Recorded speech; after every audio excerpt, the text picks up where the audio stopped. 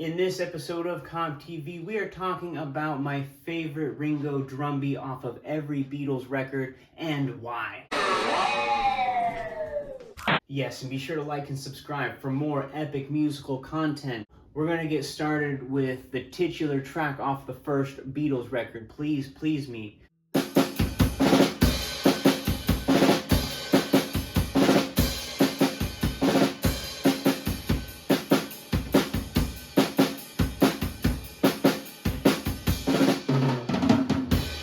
Uses a 4-stroke rough on the snare drum. I see a lot of people use a drag here. It is just going to be a 4-stroke single. Now the Beatles' second album, Meet the Beatles or With the Beatles, whatever you want to call it.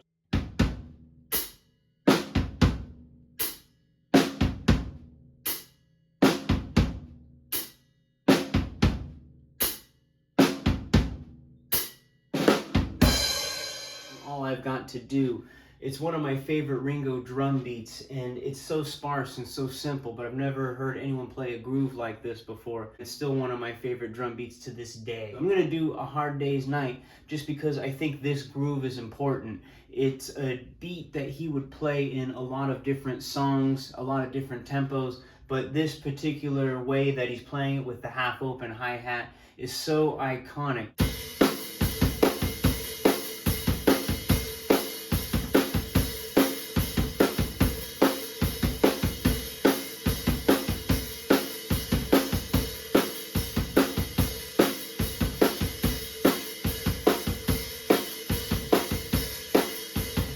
Drum beat to What You're Doing. I love the way it has a marching cadence type of sound. It's the first drum beat that I learned by ear.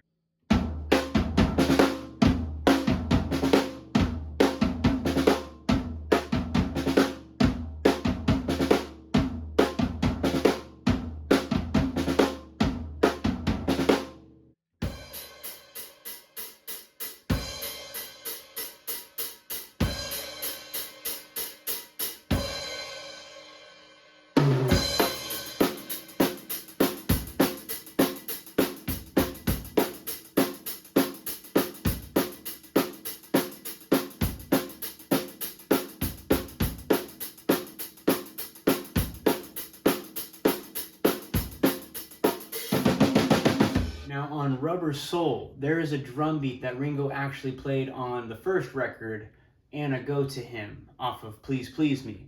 And this drum beat is going to be also for the song In My Life, which I actually danced to this song at my wedding. But this drum beat, it's similar to All I've Got to Do. It's really sparse, but I also love the way that it goes to the bell and kind of builds into a groove with a nice little two-handed fill.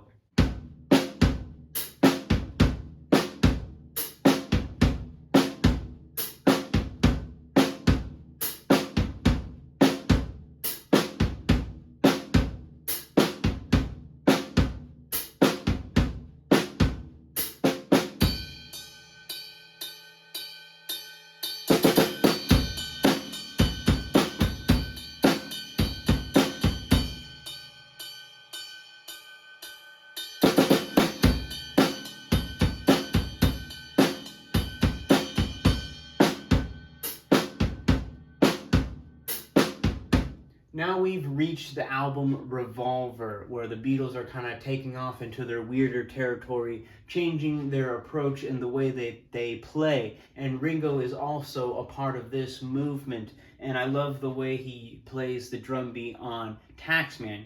It's one of the only times you're going to hear Ringo play a 16th note kick drum pattern on the bass drum, and he actually leaves the hi-hat out to create more space for the music, which also makes a bigger impact when he does those accented hits on the cymbal, and those drum fills are really groovy as well.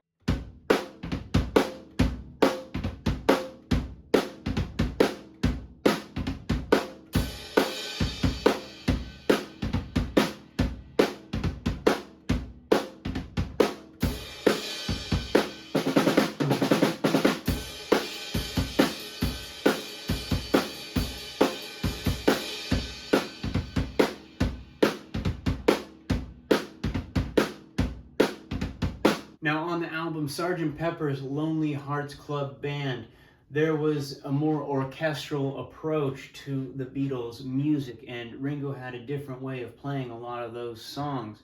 But it's going to be the song Sgt. Pepper's Reprise, which actually just features him playing a simple beat.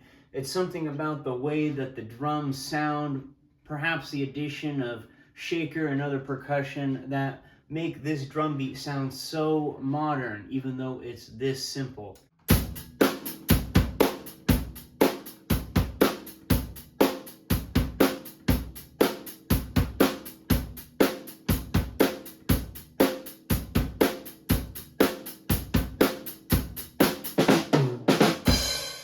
Now, on the album Magical Mystery Tour, there's definitely other songs that I like better than this one, but as far as Ringo's drumming goes, what I find interesting about it is how he starts in kind of a halftime feel, then goes into double time, and it's almost like a punk rock groove when you strip away the music. You can hear him actually using his ability to play the kick drum independently from his right hand, which you don't hear a lot in Beatles songs. Anyways, those shifts from halftime to double time back and forth make this a really fun Ringo track.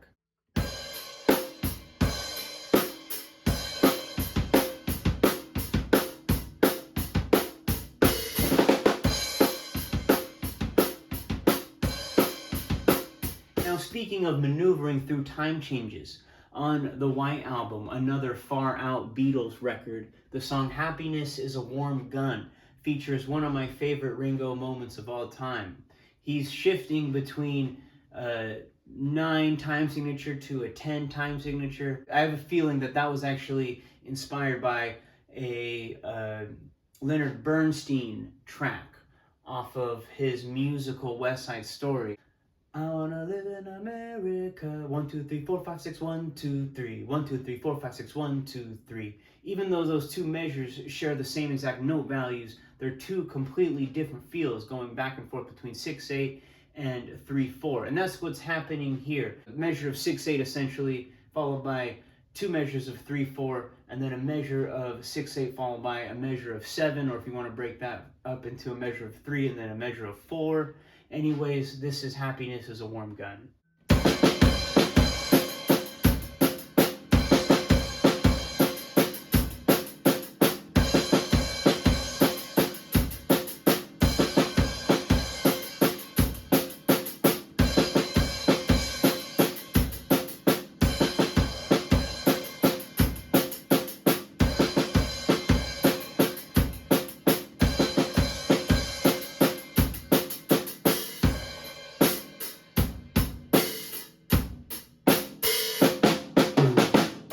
Now, on the album Yellow Submarine, another soundtrack for a film, you have a lot of songs that were on other albums already, but there's a handful of songs that are pretty exclusive to the album Yellow Submarine.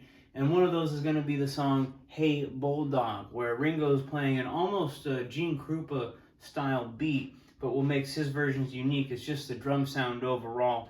He's got the tea towels on the toms, and he's playing the pattern a little bit differently than Krupa would. Anyways, it's going to go something like this.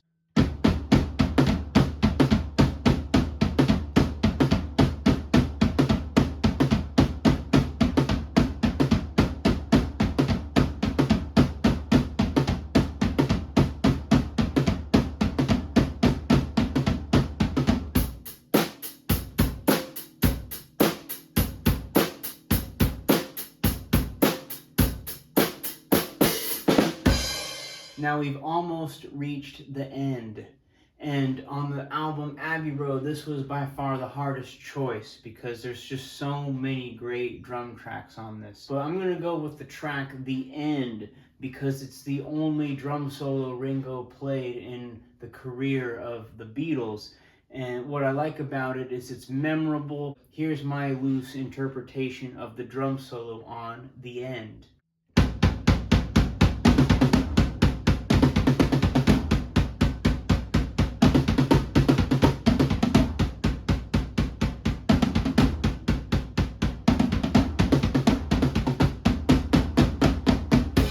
If you watch watched the film Get Back when the Beatles were recording the album Let It Be.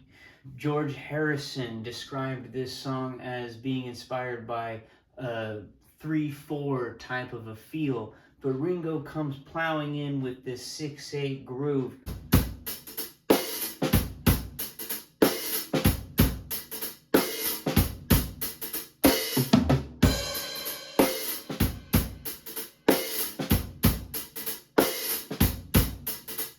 Now we've reached the extras section.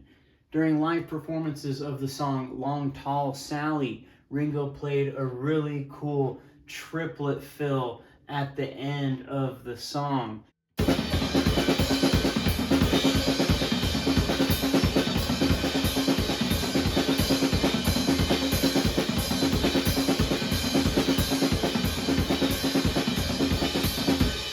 And a part of what made that look cool when Ringo would play it was almost like he was punching the cymbals and leaning down into his drums, shaking his hair. Now, the last drum track I have for you, it was hard to pick because I had to go through all the singles, but I went with I Feel Fine because it's one of the more unique Ringo drum beats. It was actually inspired by the Ray Charles song, What I Say, but this groove still mystifies people because of the little extra 16th note he would do with two hands to create this almost roll on the rack tom on top of Latin patterns, just being a little bit challenging. I'm going to do my best to play my interpretation of I Feel Fine on the drums.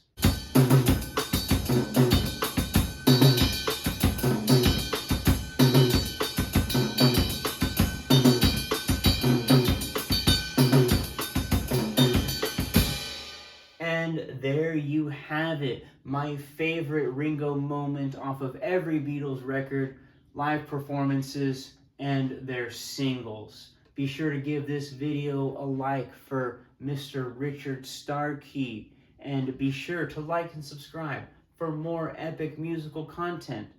Also, don't forget to leave in the comments what one of your favorite Beatles drum tracks are, or one of your favorite Ringo drum beats is. Just let me know in that comment section, all right? And in case I don't see you, good afternoon, good evening, and good night.